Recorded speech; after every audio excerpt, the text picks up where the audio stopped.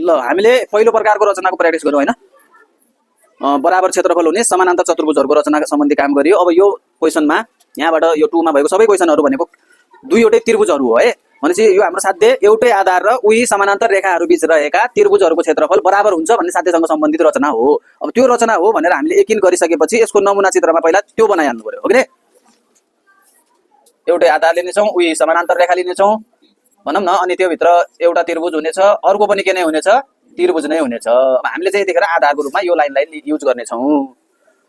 अब हेरौँ, जो त्रिभुज हामीलाई सुरुमा बनाउनु छ त्यसको त फुलै इन्फर्मेसन दिएको हुन्छ हैन। भनौँ न जस्तो कि अहिले हामीलाई त्रिभुजको के दिएको छ, 3वटै भुजा दिएको छ। त्यसरी हेर्नु पर्यो नि त। त्रिभुजको रचना गर्ने विभिन्न अवस्था छन् नि हैन। 3वटै भुजा दिएमा त्रिभुजको रचना गर्न सक्छौँ हामी। 2वटा भुजा अनि तिनीहरूले बनाउने कोण दिएमा पनि रचना गर्न सकिन्छ।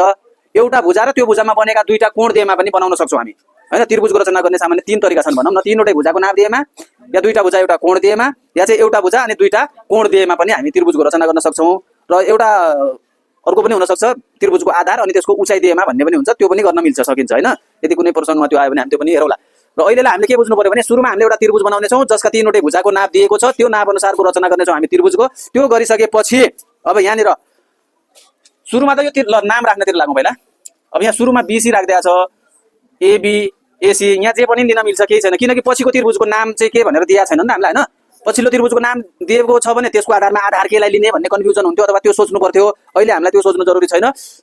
र म चाहिँ बीसी लिन ठिक माने है। बीसीलाई चाहिँ आधारको रूपमा लिइसकेपछि पक्कै पनि यो चाहिँ ए हुने भयो हैन। भनेपछि के गर्नेछौँ है, ल यहाँ सुन, पहिला हामी बीसी खिच्नेछौँ कति सेन्टिमिटर लामो, 6.4। त्यसपछि पत्ता लगाउनेछौँ बिन्दु ए र बिन्दु ए बी र सी बाट कति कति टाढा छ। बिन्दु ए बी बाट कति टाढा छ, सी बाट कति टाढा छ भनेको।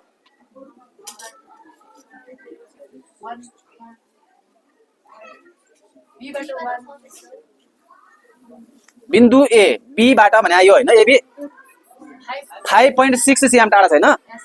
अनि बिन्दु ए सी बाट भने आयो हैन, एसी। बिन्दु ए सी बाट कति टाढा छ, 6 cm। भने सुरुमा हामीले बीसी खिचिसकेपछि के गर्नेछौँ त, 5.6 cm को चाप लिनेछौँ। कहाँबाट काट्नेछौँ, बी बाट काट्नेछौँ चाप। त्यसपछि 6 को चाप लिनेछौँ, सी बाट काट्नेछौँ। त्यो गर्यो भने बिन्दु ए पत्ता लाग्नेछ। मतलब कि त्रिभुज बनाउने काम चाहिँ भयो एउटा। तर अब हाम्रो काम भनेको त आधारसँग समानान्तर हुने रेखा खिच्नु पनि छ नि। त्यसको लागि के गर्नेछौँ भने एकान्तर कोण खिच्नेछौँ। एकान्तर कोण खिच्नेछौँ। यदि तिमीले एसी को एकान्तर के अरे यो एसीबी को एकान्तर कोण खिच्यो भनेपछि त्यो कोण यहाँ हुनेछ, यहाँनिर खिच्नेछौँ हैन। म त यसको खिच्छु भन्यो भने फेरि त्यो यहाँ आउँछ, एबी मा आउँछ। याद राख है, यदि यो कोणको एकान्तर कोण खिच्ने भए कुन रेखामा खिचिनेछ, एसी मा।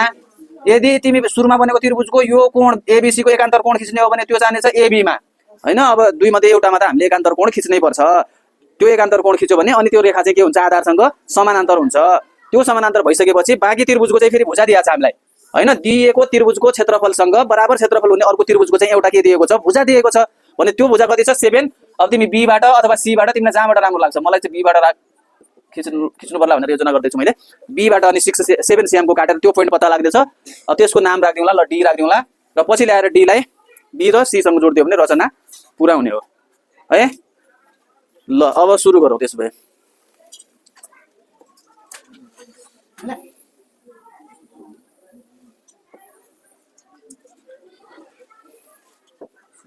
ल अब सुरु गरौँ सबैजनाले कर्मैसँग गर्ने।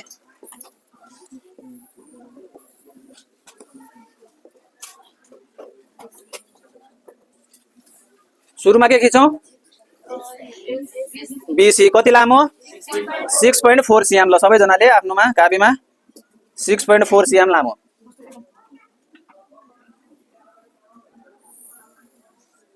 मैले चाहिँ इन्चको एक है, त्यही पनि डबल गरेर लिइरहेको छु। तिमीहरूले त्यस्तो नगर्ने, एक्चुअल आफ्नो स्केलमा जति आउँछ त्यति लिने।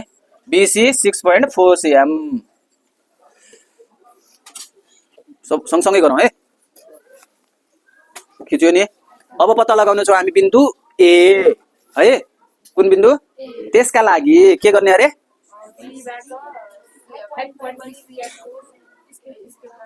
काट्ने 6 को अनि त्यो दुवै चापहरूलाई एक आपसमा कटाउने गरी गर्नु पर्यो हैन। अब 5.6 को लिएर एकातिर, त्यहाँबाट 6 लिएर अर्कोतिर गरेर त भएन नि हैन। दुईटैतिरबाट एक ठाउँमा मिल्ने गरेर गर्नु पर्यो चाप काट्दाखेरि। ल अहिले गरे मैले 5.6 को।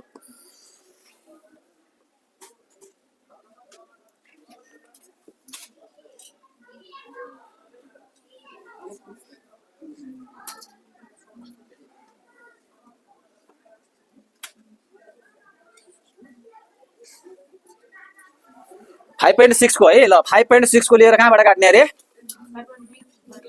बी बाट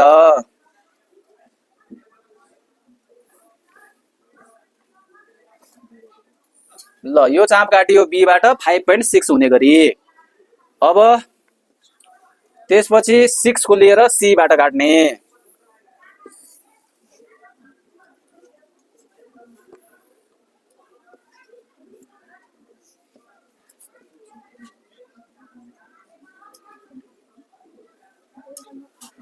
ल यो 6 को लिएर कहाँबाट काट्ने सी बाट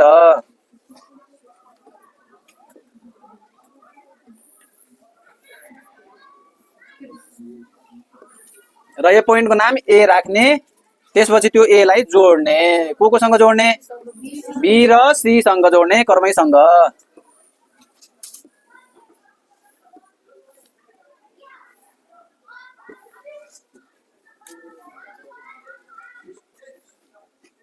ल यता बी सँग जोडे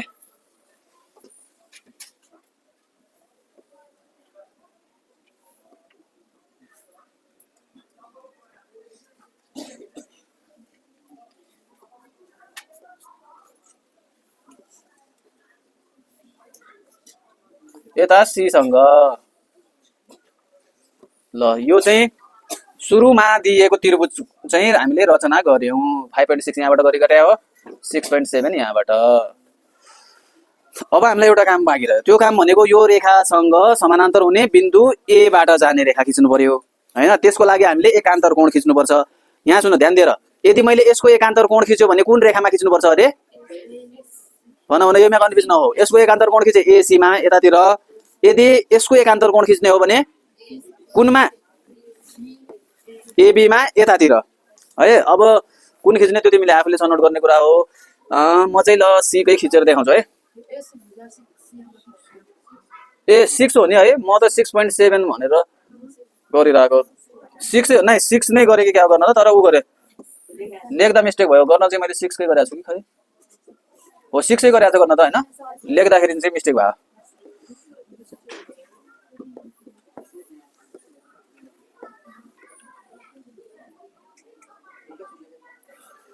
ल यो 6 हो नि 6 ल यो काम सबैको भयो ट्रायंगल बनाउने काम भयो त सबैजनाको बन्यो ट्रायंगल बन्यो अब हाम्रो काम भनेको एउटा यस्तो रेखा खिच्नु छ जुन चाहिँ ए बाट जानु पर्यो कसरी जानु पर्यो भन्दाखेरि बीसी सँग समानान्तर हुने गरेर जानु पर्यो त्यसका लागि एउटा तरिका छ त्यो भनेको यसको अथवा यसको एकान्तर कोण खिच्ने हो अब तिमीलाई कुन सजिलो लाग्छ त्यसैको एकान्तर कोण खिच्नु पर्यो म चाहिँ सी को खिच्दै छु है अब यहाँनिर मैले अरे अब यो चाप चाहिँ कति राख्ने अहिले काट्ने भन्ने कसैलाई यति लागेको छ भने त्यसको समस्या के हो भने त्यो समस्याको समाधान जो रेखा छ त्यसको आधा भन्दा थोरै कम है धेरै कम पनि लिने हैन त्यो रेखाको आधा भन्दा अलिकति कम लिएर के गर्ने ए यसरी काट्ने यसलाई यो कोणलाई यसरी काट्दिने के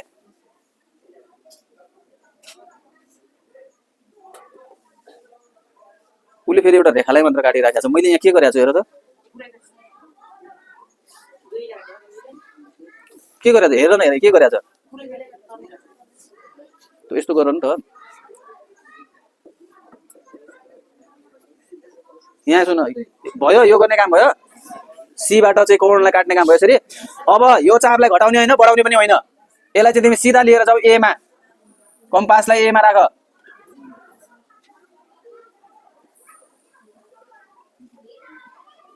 ए मा राखेको छ नि हैन ल राखेको छ भने अब तिमीले एसी लाई काट्दै चाप काट्ने र कहाँसम्म काट्ने भन्दा ए को लेभल भन्दा केही माथिसम्म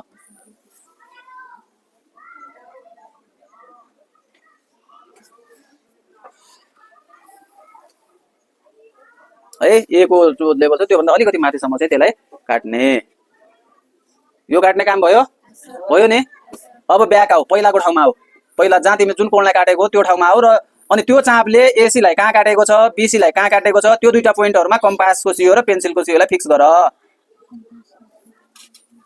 यी मेरो चाहिँ हल्का बढी रहेछ त्यसैले अब यो अलिकति घटाउनु पर्ने छ कसैको कम छ भने बढाउनु पर्ने पनि होला अब कसैको ठिक्क पनि आइडिया आउन सक्छ है फेरि त्यो केही छैन समस्या जे पनि हुन सक्छ तीनटा अप्सन मध्ये एउटा होला मैले चाहिँ के गरे घटाए हैन मेरो चाहिँ हल्का बढी आएको रहेछ त्यसैले मैले हल्का के गरे घटाए कसैको चाहिँ त्यो भन्दा के हुन सक्छ कम पनि हुन सक्छ भने त्यसलाई बढाउने जसको ठिक्क आएको छ त्यसले चाहिँ केही नगर्ने भने हाम्रो काम भनेको त्यो कोणको खास अब चौडाइ भनौँ न अहिले नापे हो के भयो।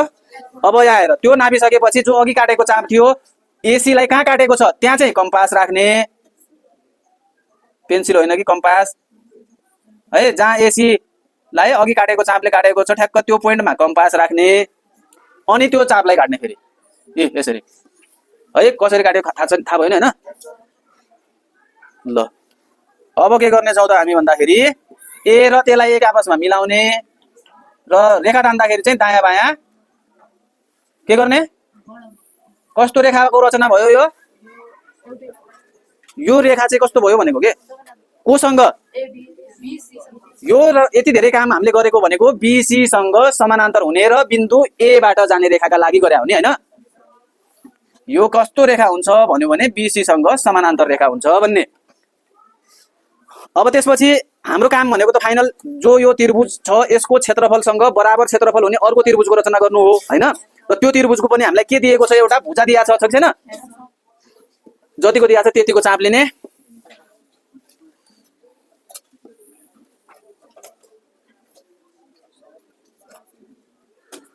सेभेनको छ नि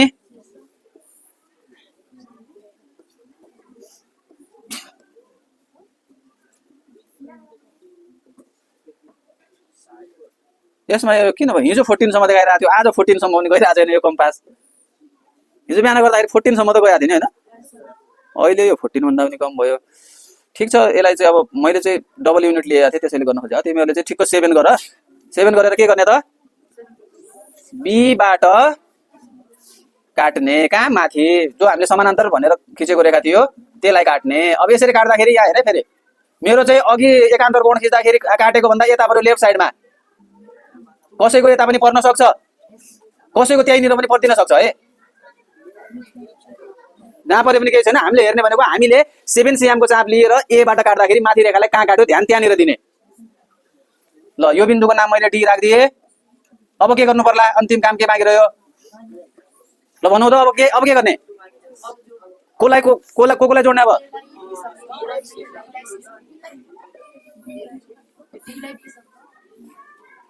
त्यो पोइन्टलाई दुईटैसँग जोड्ने बी सँग पनि सी सँग पनि।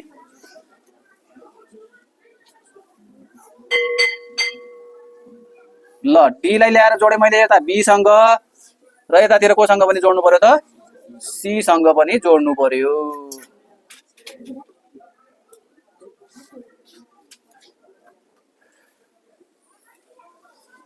ल यो हामीले कति हुने गरेर खिचेको त 7 cm। रचना कम्प्लिट भयो है। यसरी हामीले के गर्न सक्छौं त एउटै आधार र उही समानान्तर रेखाहरू बीच रहेका त्रिभुजहरूको क्षेत्रफल बराबर हुन्छ भन्ने साध्यको प्रयोग गरेर गरेको रचना हो यो हैन। कसैले तिमीलाई यी दुईटा त्रिभुजको क्षेत्रफल किन बराबर हुन्छ भन्यो भने किनकि यिनीहरू एउटै आधार र उही समानान्तर रेखाहरूको बीचमा रहेका छन् त्यसैले यिनीहरूको क्षेत्रफल के हुन्छ भन्नुपर्ने हुन्छ बराबर है। अब यहाँ सुन कुरा बुझ जो सुरुको त्रिभुज छ अब तिमीले यो नबुझ्ने कि तीनवटै भुजाइ दिन्छ सधैँ तीनवटै भुजा नदेला नि त के पनि देला त कहिल्यै दुईटा भुजा एउटा कोण पनि देला या चाहिँ एउटा भुजा दिएर दुईटा कोण पनि दिदेला। त्यस्तै पछिको त्रिभुजको पनि भुजै नदिन सक्छ कहिलेकाहीँ त्यसको के पनि दिन सक्छ कोण पनि दिन सक्छ त्यो कुरा चाहिँ ख्याल गर्ने हैन। ल अब यसमा बाँकी रहेको होला फेरि घरमा तिमीहरूले प्र्याक्टिस गर्ने अनि कुनै अप्ठ्यारो त्यस्तो रहेछ भने फेरि म गरौँ।